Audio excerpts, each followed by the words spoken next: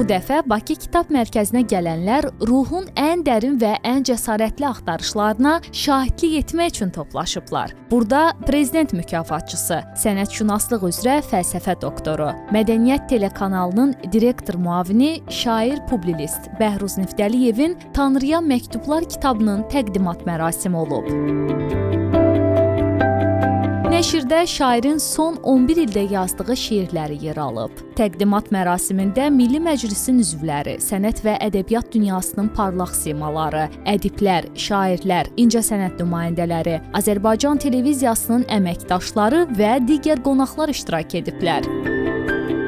Bildirilib ki, Tanrıya məktublar sadəcə inamın hüdudlarını deyil, həm də insanın daxili aləmini, onun ən dərin duyğu və təlatümlərini işıqlandırır.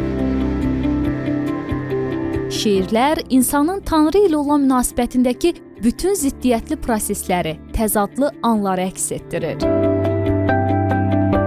Bəhruz Niftəliyev bir sıra yerli və beynəlxalq mükafatlara layiq görülüb. 2021-ci ildə prezident mükafatı ilə, bu il isə Türksoyun beynəlxalq Nəsimi medalı ilə təltif edilib.